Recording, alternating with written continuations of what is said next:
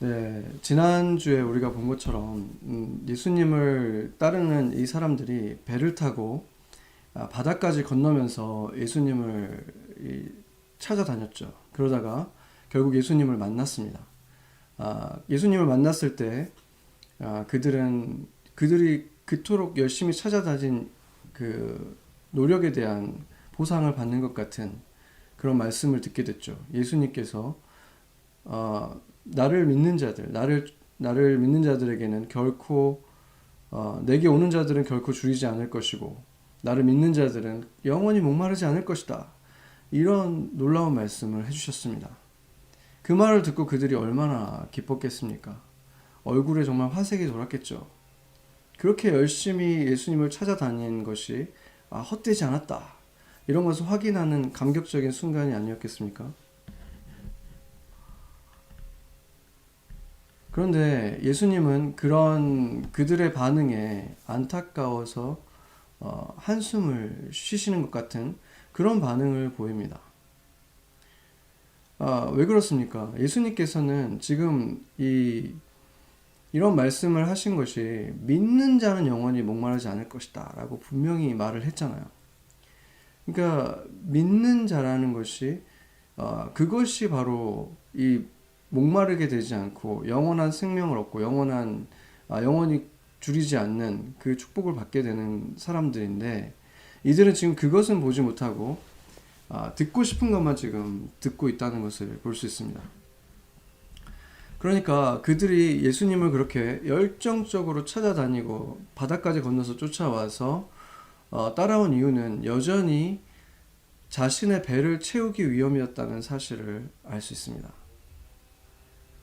그러나 예수님은 그들을 무시하거나 결코 쫓아버리진 않았습니다. 그런 의도를 가지고 지금 와 있는 이 사람들을 쉽게 저버리거나 포기하지는 않으셨다는 것이죠. 대신에 그 듣고 싶은 것만 듣고 있는 이 사람들을 그러면 어떻게 해야 되겠습니까?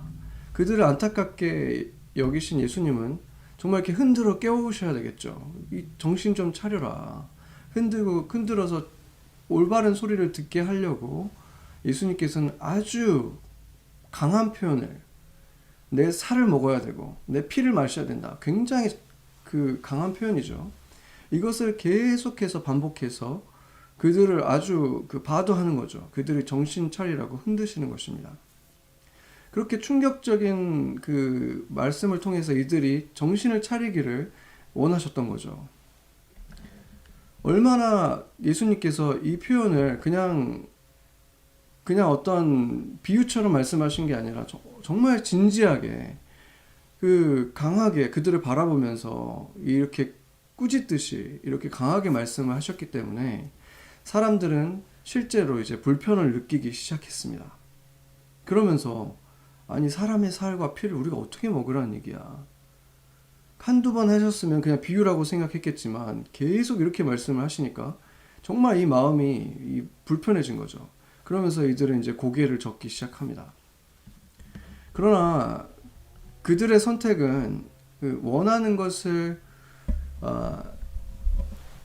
줄 수 없다고 말씀하신 예수님을 떠나는 것으로 이어졌습니다. 그들이 예수님을 열심히 쫓은 이유는 부유하고 안정적인 삶을 위한 투자였음이 드러난 것입니다. 어떤 면에 있어서 종교는 투자라고 볼 수 있습니다.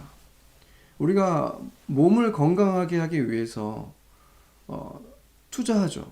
짐 멤버십에 투자를 해서 거기를 다닙니다. 그것과 마찬가지로 마음의 건강함과 어떤 평안을 좀 더 누리기 위해서 종교 생활을 하는 것이죠. 그런데 투자를 하다가 그게 아무 효과가 없으면 어떻습니까? 손해볼 것 같으면 빨리 그걸 거두는 것이 당연한 것이죠.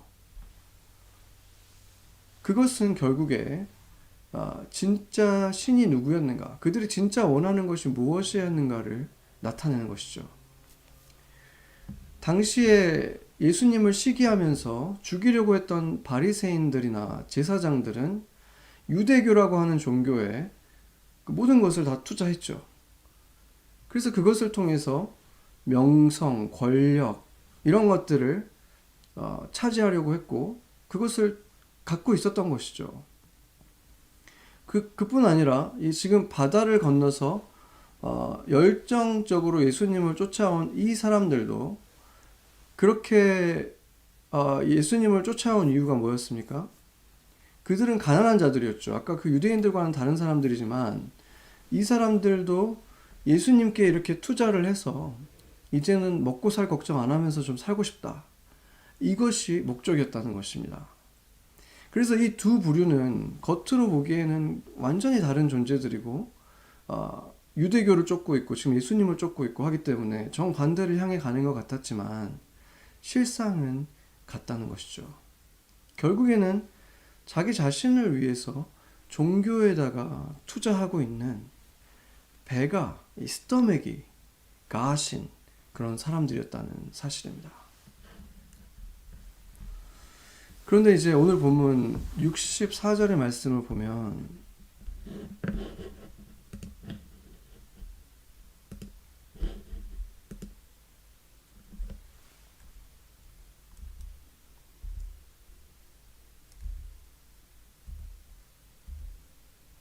네, 64절의 말씀을 보면은 그러나 너희 중에 믿지 아니하는 자들이 있느니라 하시니 이는 예수께서 믿지 아니하는 자들이 누구며 자기를 팔 자가 누구인지 처음부터 아심이라 이렇게 말하고 있죠.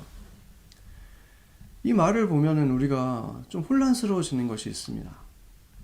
그렇다면은 예수님께서는 이미 다 아시면서 왜 이들에게 공을 들이고 계시는가? 왜 이렇게 애를 쓰시는가? 왜 그렇게 황당한 질문과 요구에 일일이 대답을 해주시는가? 이것이 굉장히 이상한 일이죠. 그렇지 않습니까?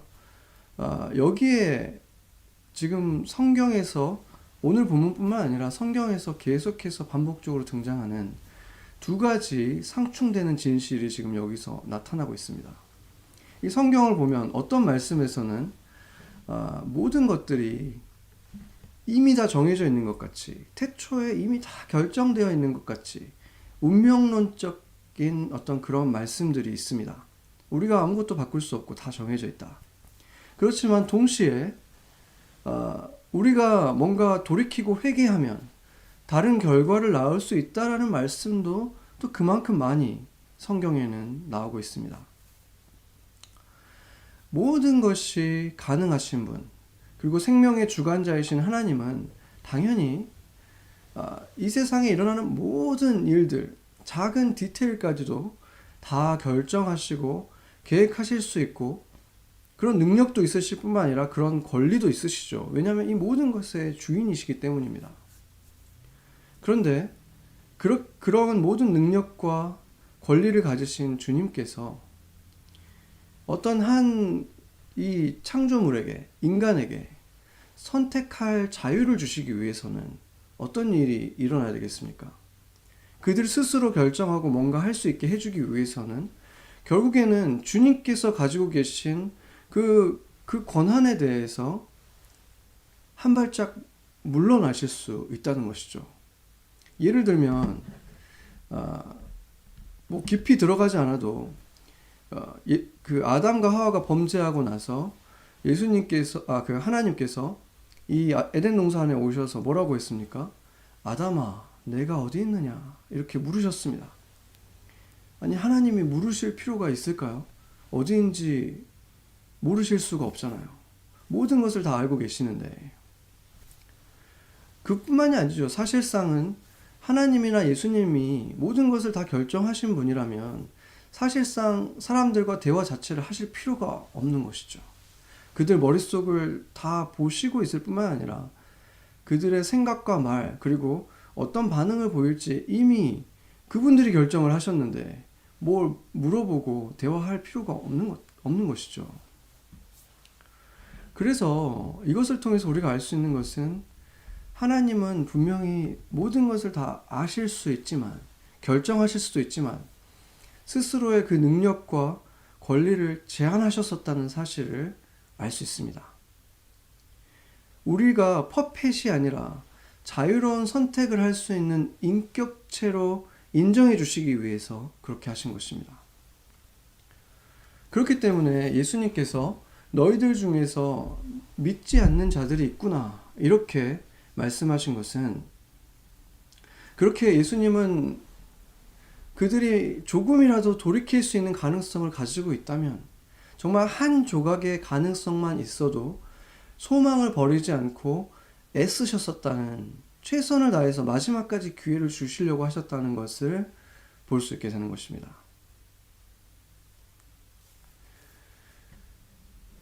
성경에 등장하는 어떤 인물보다도 분명하게 하나님께서 모든 것을 다 결정해 놓은 것 같고, 심지어 그것이 저주를 받도록, 버림받도록 결정되어 있었던 인물로 여겨지는 사람이 있죠. 그것은 누구보다도 분명하게 나타나는 사람은 아마 가룟 유다일 것입니다. 요한복음 6장 70절에 보면은 이렇게 말하고 있습니다. 예수께서 대답하시되 내가 너희 12를 택하지 아니하였느냐? 그러나 너희 중에 한 사람은 마귀니라 하시니. 아멘. 지금 이 70절, 오늘 본문 70절이죠. 여기를 보면은 유다를 마귀라고 하셨습니다.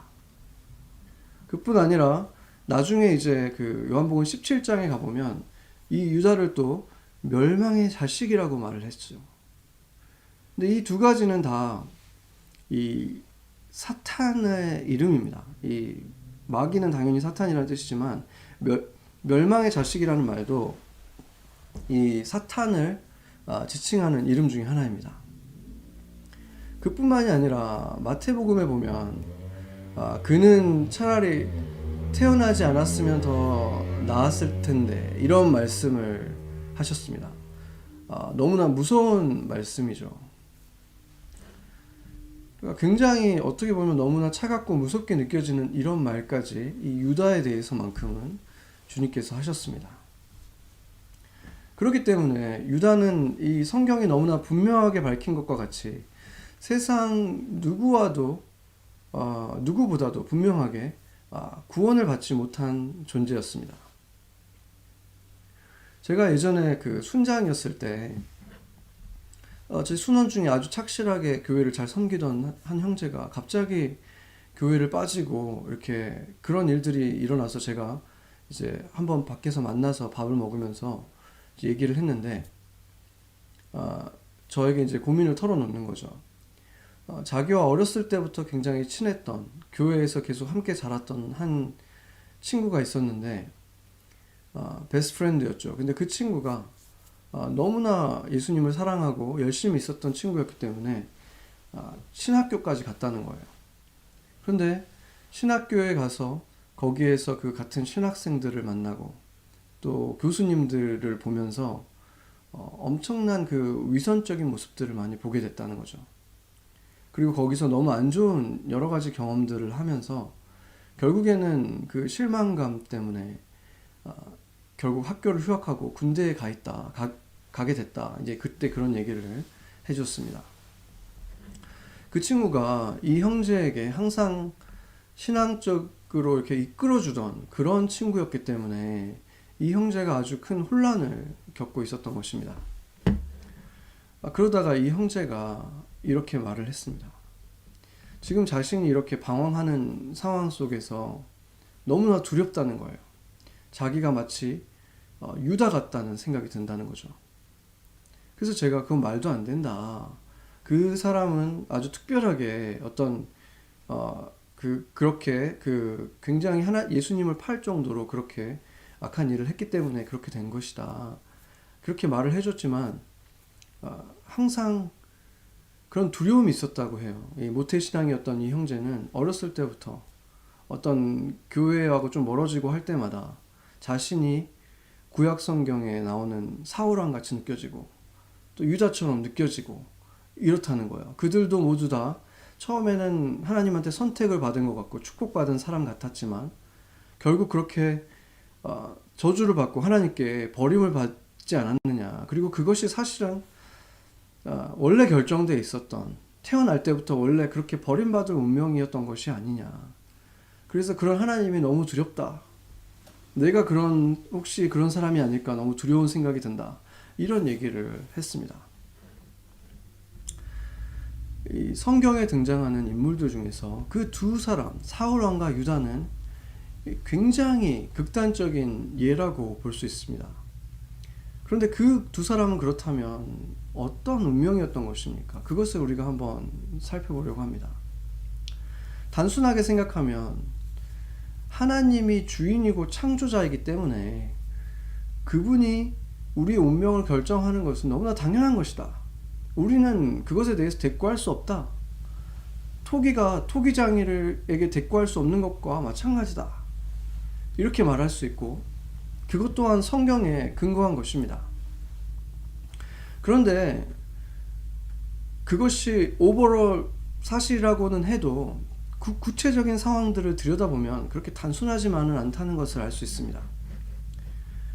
베냐민 지파의 한 농부였던 굉장히 부끄러움이 많고 겸손했던 사울을 하나님께서 선택하셔서 하나님이 사랑하는 이 백성들, 이스라엘 백성의 왕으로 세워주셨습니다. 그리고 처음에 그는 아주 겸손한 사람이었어요. 자신은 왕이 될 자격이 없다 이렇게 숨기까지 했죠. 그런데 이 사람이 왕이 되고 나서 사람들이 그를 막 칭송해주고 높여주고 하니까 그것에 이렇게 중독이 된 것이죠. 그래서 그 왕권을 지키고 싶었고 그것을 위협하는 이 다윗을 죽이기 위해서 계속해서 어떤 노력을 합니다. 그러니까 그 시기와 질투에 눈이 멀어서 하나님이 무엇을 원하는가 보려고 한 것이 아니라 자기의 것을 빼앗기지 않으려고 하는 마음이 더 커져버린 것이죠. 악마에게 자신의 영혼을 판 것입니다. 이미 역사적으로 그런 일이 일어났기 때문에 심판을 받았기 때문에 그것에 대해서 다른 가정을 하는 것이 조심스럽긴 하지만 만약에 그가 다르게 반응했다면 어떻게 됐겠습니까? 사울왕은 충분히 아름답게 그 자신의 그 권좌에서 물러나서 다윗에게 그 왕위를 물려줄 수도 있었을 것입니다. 실제로 그 다윗을 추격하는 그 과정 속에서 다윗이 그 사울 왕을 정말 손쉽게 없애버릴 수 있는 기회들이 몇 번이 주어졌는데 결국은 다윗이 사울을 없애지 않았고 그것을 통해서 하나님은 이 사울에게 기회를 주신 것입니다. 사울도 그 순간이 됐을 때 다윗이 자기를 죽이지 않고 살려줬다는 사실을 들었을 때 뭐라 그럽니까? 내 아들아 내 아들아 이렇게 부르면서 내가 정말 정신이 나갔었다. 앞으로 내가 그렇게 하지 않겠다. 이렇게 몇 번을 말했었죠. 그런데 금세 다시 그 마음이 올라옵니다. 시기와 질투. 그러니까 주님께서는 충분히 이 사울에게 반복적으로 기회를 주셨었다는 것을 알 수 있죠. 그러고 보면은 유다도 마찬가지였습니다. 처음에 예수님께서 하시는 놀라운 이적들을 보고 예수님을 따르기 시작했지만 점점 예수님은 이 유다가 원하지 않는 방향으로 이 사역을 이끌어갔고 그때마다 이 사람 마음속에 이 갈등이 일어난 거죠. 그런 장면을 다 기록하고 있진 않지만 분명하게 나타난 부분이 어딥니까? 한 여인이 예수님에게 값비싼 향유를 붓는 것을 보고 왜 이것을 낭비하느냐 이러면서 굉장히 화를 내는 모습을 보게 되죠. 다른 제자들도 마찬가지로 그 순간에 예수님께서 왜 멈추지 않으시는지 꾸짖지 않는지 이해하지 못했다고 했습니다. 그런데 그 속에서 예수님이 무한을 느낄 정도까지 역정을 내면서 분노하는 모습을 보였던 것은 바로 유다였습니다. 그 순간에 어떤 마음이었던 것입니까? 유다의 마음속에. 유다에게는 그 돈이 굉장히 아까워 보였죠. 그렇기 때문에 예수님의 이 행동은 아무리 봐도 잘못된 것이었습니다. 그러니까 예수님의 생각은 틀렸고 내 판단이 더 옳다고 분명하게 생각했다는 것이죠. 이것이 무엇을 말해줍니까? 우리가 정말로 신뢰하고 있는 어떤 분이 내가 생각하기에는 이해가 안 되는 좀 옳지 않은 어떤 행동들을 하는 모습을 보면 어떻게 됩니까? 내가 그분을 정말로 신뢰했다면 그것에 대해서 판단을 내리는데 굉장히 신중해질 수밖에 없겠죠. 우리는 이렇게 생각할 것입니다. 지금 내가 이해는 가지 않지만 그럴 만한 이유가 있지 않을까? 이렇게 먼저 생각해 보게 된다는 거죠. 그것이 신뢰하는 것이고 믿음인 것입니다. 그런데 유다는 그렇게 하지 않고 즉시 이것은 예수의 실수다, 이렇게 판단을 내렸다는 것입니다. 예수님을 대적하는 이런 유다의 행동에 대해서 성경은 뭐라고 말합니까? 누가복음을 보면 유다에게 사탄이 들어갔다, 이렇게 말을 하고 있습니다. 누가복음 23장 3절을 보면은 유다에게 사탄이 들어갔다고 말하고, 그뿐 아니라 사울 왕에게도 똑같죠. 그 사무엘상 16절 14절도 보면 여호와의 영이 사울에게서 떠나고 여호와께서 부리는 악령이 그를 번뇌하게 한지라. 그러니까 이 사울의 마음이, 사울 왕이 이미 하나님의 뜻을 들으려고 하기보다는 이제 자기가 원하는 것을 하나님이 뭔가 빼앗아 갈까봐 하나님께 오히려 경계하고 있을 때, 자기 마음대로 하려고 했을 때, 그때 어떤 일이 일어나겠습니까? 당연히 여호와의 영은 떠나가고 그때 이 사단이 들어와서 역사하기 시작하는 것이죠. 그런데 여기에서 놀라운 것은 이 사탄도 결국에는 하나님의 손 아래에 있는 존재라는 것을 말하고 있죠. 여호와께서 부리는 악령이다. 자기 혼자 마음대로 모든 것을 할 수 있는 존재가 아니다, 이렇게 말을 하고 있습니다. 그렇기 때문에 결국에는 모든 것이 하나님이 악한 영을 통해서 이렇게 악한 일을 하게 하신 것이 아닌가, 그런 결론을 맺게 될 수 있다는 것이죠. 그러나 그것은 일부만 맞는 얘기입니다. 구약시대에 보면은 이제 모세의 대적이 누구였습니까? 파라오였고, 또 여호수아의 세대가 됐을 때는 지난주에 우리가 그 수요 예배 때 본 것처럼 그 여호수아의 군대를 대적하기 위해서 가나안에 남아있는 북방에 있는 모든 그 민족들이 연합군을 이루어서 대적을 했는데, 그들의 우두머리가 누구였습니까? 하솔의 왕 야빈이라고 했죠. 근데 그 파라오도 마찬가지고 이 야빈도 마찬가지고 뭐라고 말하냐면 하나님께서 이들의 마음을 완악하게 하셨다, 이렇게 나옵니다. 완악하게 하셨고 그들은 결국에 이스라엘을 공격하기 위해서 온 힘을 다해서 이 출격을 하게 됩니다. 이 전쟁에 나가게 됩니다. 그러니까 역시 여기서도 하나님이 부르시는 이 악한 영이 그들을 격동을 해가지고 이스라엘을 공격하게 했다고 나오는 거죠. 그래서 이것을 보면 하나님께서는 우리를 축복해 주시고 보호해 주시고 구원해 주시는 분일 뿐만이 아니라 전쟁과 어떤 재앙, 기근, 이런 것에도 직접 관여하시는 분이라는 사실을 부인할 수 없는 것입니다. 이런 것 때문에 하나님을 생각하면 하나님은 정말 두려운 분이구나, 잘못 보이면 큰일 나는 분이구나, 이렇게 느끼는 사람들도 많이 있는 것입니다. 그런데 완악하게 하셨다는 이 말씀을 이 원어적으로 보면은 무슨 말이냐면 딱딱하게 한다, 견고하게 한다, 이 부정적인 의미에서 딱딱하고 견고하게 만든다는 의미를 가지고 있습니다.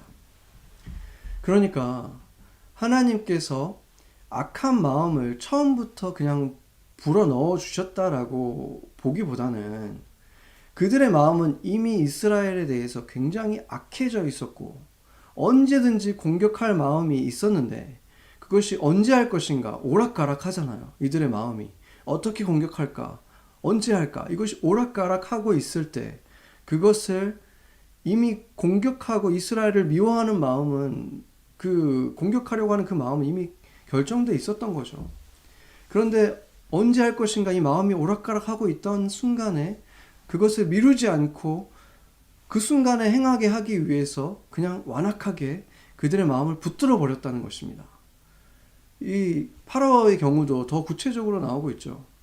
파라오가 먼저 그 마음속에서 이스라엘에 대해서 어떻게 할까 굉장히 이 분노하고 있는 모습을 보일 때, 그런 마음을 가지고 있을 때, 그때 이 사단이 틈타 들어가 그러한 일들을, 완악하게 하는 일들을 했다는 사실을 보게 됩니다. 그래서 우리가 이 사울 왕과 유다를 보면, 이 두 사람의 경우를 보면, 처음에는 하나님께서 이스라엘 중에서 한 명을 선택한 게 사울이었다는 사실, 그리고 그 수많은 사람들, 군중들이 예수님을 쫓고 있었을 때 그들 가운데 12명을 택했는데 그 중에서 이 유다가 있었다는 사실. 그러니까 처음에는 택함을 받고 특별한 영광과 사랑을 받았던 사람들이라는 것이죠. 그런데 그런 특별한 사랑과 은혜를 받은 사람들이 그 은혜를 주신 하나님이 아니라 자신의 생각을 점점 더 신뢰하기 시작했을 때, 은혜를 받은 것은 당연하게 여기고 점점 거기에다가 그 은혜를 자기가 원하는 곳에다가 계속 쓰고 싶고 그것을 자기가 원하는 대로 지키고 싶었을 때, 그때 어떤 일이 벌어졌습니까? 자신이 왕위 위에 있는 것이 하나님이 택한 다윗에게 물려주는 것보다 더 중요하다고 여겼을 때, 그것을 포기할 수 없었을 때, 여호와의 영이 떠나고 그 사탄이 그 안에서 역사하기 시작한 것입니다. 유다도 마찬가지였죠. 그들에게는 단 한 번의 기회만 주어졌다거나 하루 이틀 만의 기회가 주어진 것이 아니라 그 몇 년 동안 수차례 회개하고 돌아갈 수 있는 기회가 있었습니다. 그러나 그들은 그 마음을 돌이키지 않고 결국에 마음을 점점 더 악하게 만들었고, 그 악한 마음이 완악해졌을 때 결국은 둘 다 똑같이 자살하는 것으로 성경에서 가장 비참한 최후를 맞고 말았습니다. 다윗도 예수님도 용서해 줄 준비는 되어 있지 않았겠습니까? 우리가 하나님의 생각을 다 이해할 수는 없지만 분명한 것은 그들에게 책임이 없이 하나님께서 그냥 그들을 악하게 지어서 악하게 행동하도록 퍼펫처럼 완전히 조정한 것이 아니라는 사실은 분명하게 이렇게 나타나고 있다는 것입니다. 그래서 예수님께서 유다에게 이렇게 나를 팔 자는 마귀다, 멸망의 자식이다, 이렇게 강한 표현을 쓰신 것은 단순한 어떤 경멸하는 표현이라기보다는 바로 눈앞에 있는 그에게 정신을 차리지 못하고 점점 완악하는 그 길로, 저주의 길로 들어가고 있는 그에게 흔들어 깨우기 위해서 아주 강한 표현으로 돌이키게 하시려고 했던 기회를 주신 것이었다는 사실을 알 수 있는 것입니다. 이 하나님에 대해서 연구하는 것이 신학이죠. 그런데 그런 신학자들 사이에도 하나님께서 과연 얼만큼의 자유를 인간들에게 허락하셨는가에 대해서는 그 의견이 오랫동안 일치되지 못해왔습니다. 한편에서는 아주 작은 것 하나하나까지도, 예를 들면 빗방울 하나가 땅에 어디에 떨어질 것인가까지도 하나님께서 완전히 계획하신 대로 움직이고 있다, 이렇게 주장을 하고 있고, 정반대쪽에 있는 사람들은 한 사람이 예수님을 선택하고 생명을 얻게 되는 그것까지도, 그 구원까지도 이 사람의 선택에 달려 있다라고 주장을 합니다. 그러니까 이 양극단 속에서 있는 분들이 있다는 거죠. 서로에 대해서 뭐 이단이다 이렇게까지 주장을 하지 않죠. 여전히 형제다, 교회다라고 얘기를 하고 있지만 바로 이 우리가 가지고 있는 자유에 대한 부분에 있어서만큼은 이렇게 굉장히 벌어져 있는 다른 주장을 하고 있는 것이고, 그것은 그들이 수백 년간 전혀 좁히지 못하고 여전히 디베이트를 하고 있는 상황입니다. 그 이유가 무엇이냐면 그 두 가지 의견을 뒷받침하는 것들이 다른 데 있는 것이 아니라 바로 성경 속에 있기 때문입니다. 오늘 이 본문도 우리가 가만히 들여다보면 이 두 가지가 다 등장하고 있다는 것을 알 수 있습니다. 왜냐하면 예수님께서는 분명히 처음부터 누가 믿지 않는지, 누가 자신을 팔 자인지 다 알고 있다고 분명히 말씀을 하시면서도 그들을 버리거나 하시지 않고 계속 사랑하시는 거예요. 때로는 매섭게 도전하고 꾸짖지만 또 때로는 자상하게 타이르고 품어주시면서 설명하시면서 이렇게 예수님께 돌아올 수 있도록 이렇게 주님께서 노력을 하셨다는 것입니다. 결론을 다 아시는 분이 왜 그런 행동을 하시는 것입니까? 에덴의 하나님처럼 자신의 어떤 권리를 제한하시면서 한 발짝 물러나시면서 우리에게 자유를 허락하신 것입니다. 그 자유 속에서 정말로 어떤 신락 같은 소망만 있어도 주님께서는 그 가능성을 두고 끝까지 포기하지 않으신 것입니다. 유다가 이미 제사장들과 함께 거래를 한 후에 최후의 만찬에 나타났죠. 그때 예수님의 행동을 우리가 한번 보겠습니다. 마태복음 26장 21절에서 25절인데 여러분도 같이 한번 읽어보면 좋겠습니다. 같이 읽겠습니다. 그들이 먹을 때 이르시되 내가 진실로 너희에게 이르노니 너희 중에 한 사람이 나를 팔리라 하시니 그들이 몹시 근심하여 각각 여짜오되 주여 나는 아니지요. 대답하여 이르시되 나와 함께 그릇에 손을 넣는 그가 나를 팔리라. 인자는 자기에 대하여 기록된 대로 가거니와 인자를 파는 그 사람에게는 화가 있으리로다. 그 사람은 차라리 태어나지 아니하였더라면 제게 좋을 뻔하였느니라. 예수를 파는 유다가 대답하여 이르되 랍비여 나는 아니지요. 대답하시되 내가 말하였도다 하시니라. 아멘.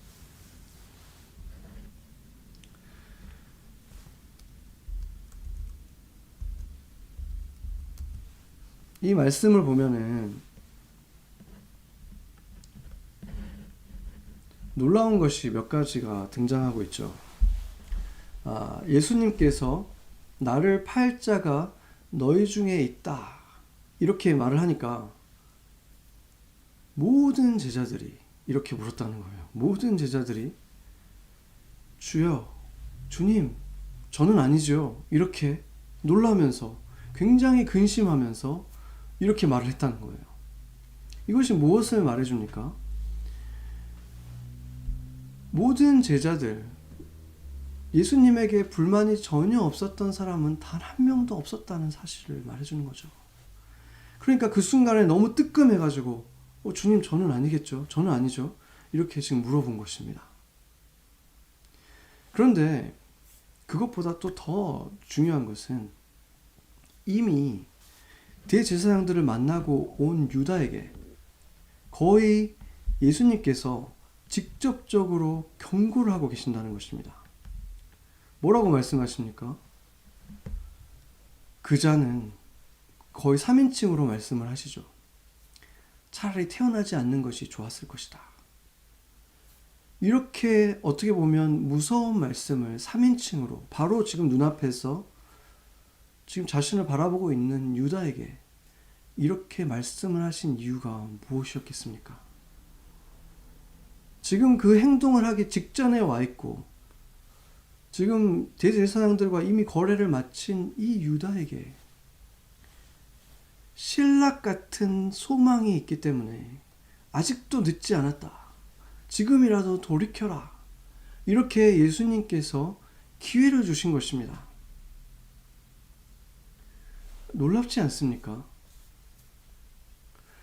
이런 것을 보면 당장 내일 일도 알지 못하는 우리가 온 세계를 창조하시고 운행하고 계시는 하나님의 생각을 우리가 헤아릴 수 있다라고 생각한다는 것 자체가 말이 안 되는 거죠.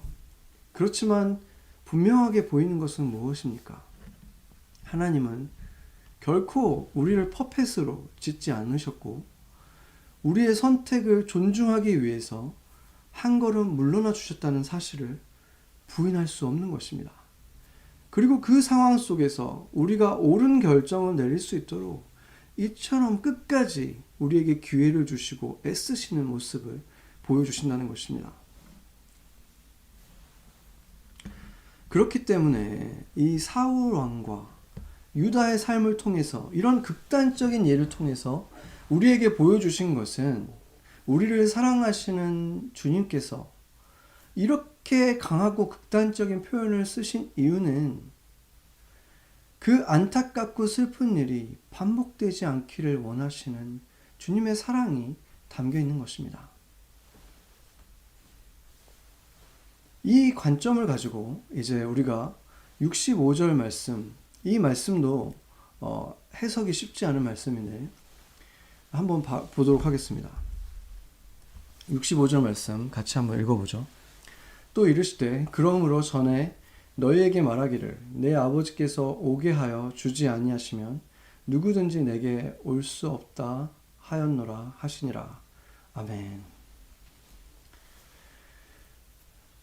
이 말씀의 첫 번째 해석은 아버지께서 보내주셨다는 의미가 태초부터 하나님께서 구원받을 사람들을 다 결정해 놨기 때문에 그렇게 결정돼 있는 사람들만 나를 믿을 수 있고, 그런데 너네들은 그 사람들에 속하지 않기 때문에, 선택이 되지 않았기 때문에 지금 나를 못 믿는 것이다 라고 해석하게 되는 거죠.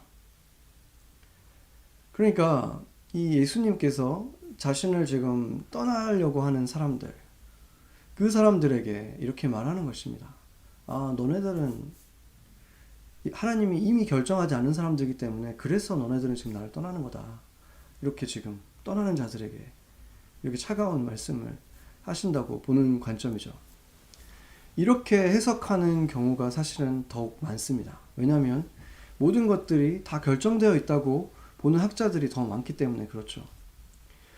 그런데 오늘 우리가 살펴본 것처럼 주님께서 이렇게 권리를 양보하시면서 우리에게 자유를 주신 것과 그리고 끝까지 한 영혼을 포기하지 않는 모습을 보이시는 것을 보면 이 내용은 조금 다르게 해석이 될 수 있는 것입니다. 주님께서 너희가 내게 올 수 있었던 것은 너희를 내게 아버지께서 보내주셨기 때문이라는 사실을 너희가 기억해라. 지금이라도 돌아와라. 이렇게 말씀하신 것으로 볼 수 있다는 거죠. 지금 배를 타고 예수님을 찾아다니던 사람들이, 그렇게 헤매면서 찾아다니던 사람들이 예수님을 못 만났을 수도 있잖아요. 그렇게 막 찾아다녔지만 못 만날 수도 있는데 그 타이밍이 정확하게 딱 맞아서 예수님을 그곳에서 마주칠 수 있었던 것은 하나님이 그렇게 예수님을 다시 만나게 해주신 거죠. 다시 만나게 해주셨고 지금까지 너희가 가지고 있던 그런 진정한 믿음이 아닌 것에서 이제 벗어나서 예수님을 정말로 신뢰하게 되고 영원한 생명을 얻게 되는 진정한 믿음을 갖게 되는 그 일이 일어나게 주님께서 지금 이런 기회를 주셨다는 것을 너희가 깨달아라. 이렇게 강조하신 것으로 볼 수 있다는 것입니다. 그러나 안타깝게도 그 얘기를 듣고 나서도 대부분의 사람들은 결국 예수님을 떠나고 말았습니다. 그들 가운데에는 잠깐 그 떡을 먹고 나서 배가 불러서 그것 때문에 찾아온 사람들이 대부분이었다고 해도 오늘 성경에는 제자들도 있었다고 말을 하고 있습니다. 12제자는 아니지만 그동안 많은 시간 예수님과 함께하고 따라다녔던 제자들 중에서도 지금 오늘 예수님의 이 말씀을 듣다가 떠난 사람들이 많았다고 했습니다. 그 이유가 뭐겠습니까? 예수님께서 오늘 육체는 무익하다. 그러니까 너희들이 지금 나를 통해서 얻으려고 했던 그 보이는 것들, 그것에는 내가 관심이 없다. 이렇게 말씀하셨기 때문에 예수님에게 실망한 것이죠. 더 이상 이분에게 얻을 것이 없다고 판단하고 예수님을 떠나간 것입니다. 그렇게 떠나가는 군중들과 그 제자들을 안타깝게 바라보시다가 이제 예수님께서 고개를 돌려서 제자들, 12제자를 바라보고 이렇게 물으셨습니다. 너희들도 가려느냐? 여기서 너희라는 것은 2인칭 복수로서 결국에는 이 유다만을 말한 것이 아니었습니다. 최후의 만찬에서 주님, 저는 아니지요. 이렇게 물었던 것과 같이 이 정도의 차이는 있지만 예수님을 배신하고 떠날 수 있는 가능성은 이 12명 모두에게 있다는 사실을 주님이 알고 계셨던 거죠. 이 질문에 베드로가 또 한 번 아주 멋지게 대답을 했죠. 그런데 예수님은 크게 칭찬을 해줄 만한 일이기도 한데 칭찬을 하지 않으셨습니다. 지금 그럴 분위기가 전혀 아니었던 것이죠. 수많은 사람들이 예수님을 쫓아왔는데 그들 가운데는 꽤 오랫동안 예수님을 계속해서 따라다녔던 제자들도 있었는데 그들이 예수님의 경고를 받고도 예수님이 경고하실 때도 있고 타이르실 때도 있었지만 그 모든 시간을 지나서 결국에는 예수님을 버리고 떠나는 그 모습을 보시면서 주님께서 안타까워하셨던 것입니다. 특히나 66절의 오늘 말씀을 보면 그 제자들은 다시 이 제자들로서 예수님을 따르지 않았다고 말하고 있죠. 내게 오는 자는 결단코 절대로 버리지 않을 것이라고 약속하신 예수님을 그들이 먼저 버린 것입니다. 예수님께서 너희도 가려느냐 이렇게 질문하신 이유는 떠나간 제자들에게, 그 떠나간 사람들에게도 신라같이라도 남을 가능성이 존재했던 것처럼 지금 이 12제자에게도 떠날 가능성이 존재했었다는 것을 말해주는 것입니다. 그리고 우리가 잘 아는 것처럼 예수님께서 그 군인들에게 붙잡혀 가시던 그날 밤에, 그날 새벽에 주님 저는 아니지요 라고 했던 그 모든 제자들은 실제로 옷도 제대로 걸치지 않고 하나같이 주랭랑을 치고 말았습니다. 우리에게도 예수님이 주신 권리가 있죠. 자유가 있죠. 그 자유로 우리는 인생에서 가장 귀한 선택을 할 수가 있었습니다. 예수님을 내 삶의 주인으로 모신 것입니다. 우리 중에 어떤 이들은 아주 천천히 자연스럽게 그 자리까지 인도되기도 했을 것이고 또 어떤 사람들은 절벽에서 뒷걸음질 치다가 떨어진 우리에게 정말 급하게 손을 내미신 그 예수님의 손을 붙잡고 그 극적인 상황을 통해서 예수님을 영접한 믿게 된 우리들도 있을 것입니다. 그것만으로도 주님은 우리를 크게 기뻐하십니다. 그리고 그것을 통해서 우리는 성령님과 함께 살아가는 특별한 은총을 우리 삶에서 시작했습니다. 그러나 성령님과 함께 살게 된 그것 또한 이제 우리가 성령님의 퍼펫이 된 것을 말하지 않습니다. 내적 치유에서 권위를 갖고 계신 랍 리머라고 하는 그 교수님이 계셨는데 이 교수님이 항상 강조하시던 게 있었어요. 성령님은 독재자가 아니다. 그분은 너무나 젠틀하시기 때문에 우리가 내어드린 만큼만 들어오셔서 우리 삶에 역사하신다. 이렇게 아주 여러 차례 강조하셨습니다. 우리에게는 하나님이 나눠주신 자유가 있다는 것입니다. 여러분은 그 자유로 어떤 선택을 해왔습니까? 그 자유로 오늘 우리가 본 것처럼 제자들은 예수님을 버리고 떠났습니다. 그렇다면 그들의 운명은 이제 어떻게 되었을까요? 예수님의 비참한 죽음을 맞고 나서 두려움에 사로잡혀서 문을 꽁꽁 걸어 잠그고 숨어있던 제자들에게 부활하신 예수님이 직접 찾아가셨습니다. 그들은 예수님을 버렸지만 예수님은 그들을 버리지 않은 것입니다. 그런데 예수님이 찾아가신 것은 그 12 제자뿐만이 아니었습니다. 고린도전서 15장 말씀을 보면 12 제자들에게 나타나셨을 뿐만 아니라 500여 형제에게 일시에 보이셨다. 그 마지막 순간에 나타났던 주님께서 나타났던 그 제자들이 누구였는지 분명하게 나타나고 있진 않지만 그들 역시 예수님을 버리고 떠났던 자들이었습니다. 한때 예수님에 대한 열심이 있었지만 예수님께서 자신들이 원하는 소원을 이루어주지 않을 것에 대해서 실망하고 떠나버린 제자들이었다는 것입니다. 바로 그런 자들에게 부활하신 예수님은 이 지상에서의 마지막 시간에도 그들에게 또 한 번 찾아가 기회를 주셨다는 사실입니다. 우리 중 어떤 사람은 하나님을 오해하고 두려운 마음에 사로잡혀서 어느 순간, 어떨 때는 순간순간 자신을 유다하고 비교하면서 이 사단의 거짓에 속삭임에 속아서 순간순간 하나님에 대해서 긴장과 경계를 늦추지 못하는 사람들이 있을 수 있습니다.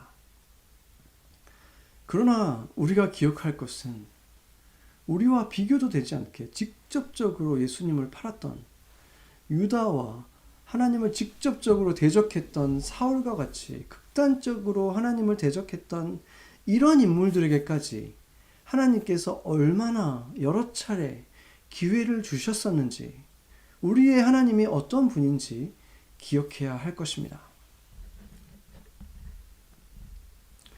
너희도 가렸느냐? 이 질문에 대해서 제자들은 모두 절대 아니라고 대답했지만 예수님은 결국 그들이 하나같이 예수님을 다 버리고 떠날 수 있다는 사실을 모르시지 않았습니다. 그럼에도 불구하고 예수님은 그들을 끝까지 사랑하셨고 포기하지 않으셨고 다시 기회를 주셨습니다. 그리고 예수님을 버리고 이미 오래전에 떠났던 그 군중들, 마음을 돌이켜서 심지어 예수님을 십자가에 못 박아라라고 소리 지르기까지 했던 그 군중들, 예수님을 버렸던 그 군중들에게 예수님은 기회를 주셨습니다. 예수님이 직접 나타나시지 않았지만 사도들을 통해서, 제자들을 통해서 나타나셨죠. 그리고 그 제자들을 통해서 그들 가운데 많은 사람들은 결국 그렇게 찾아오신, 성령님을 통해 찾아오신 예수님을 영접하는 일들이 일어났습니다. 그렇게 수차례 또다시 기회를 주시는 그 예수님, 그 성령님이 우리와 함께 하신다는 것입니다. 그렇다면 그 예수님이 우리에게 원하시는 것이 무엇이겠습니까? 우리가 어떤 선택을 하기를 원하시겠습니까? 우리가 날마다 새로워지고 성숙해지고 예수님처럼 우리 주변의 다른 사람들에게 기회를 주는 용서의 사람이 되기를 원하실 것입니다. 그러나 우리가 그것에 실패하고 스스로 보기에도 너무나 실망스럽고 쥐구멍에라도 숨고 싶은 그런 날에도 우리는 주님께 나아갈 수 있는 것입니다. 그분은 우리를 결코 정죄하지 않으시며 언제 우리가 다시 돌아오더라도 받아주시고 우리가 용서받고 회복되어 다시 시작하기를 바라시는 분이기 때문인 것입니다. 알면서도 우리를 위해서 또 한 번 기회를 주신 사랑의 하나님이시기 때문입니다. 이제 우리도 서로에게, 이웃에게 또 실망하게 될 수 있음을 알지만 알면서도 내게 있는 그 자유를 가지고 또 한 번의 기회를 주는 것을 선택하는 그 한 사람이 되어줍시다. 그런 우리를 통해서 세상은 예수님의 향기를 맡게 될 것입니다. 그리고 바로 지금이 그 향기가 어느 때보다도 간절히 필요할 때입니다. 같이 기도하시겠습니다.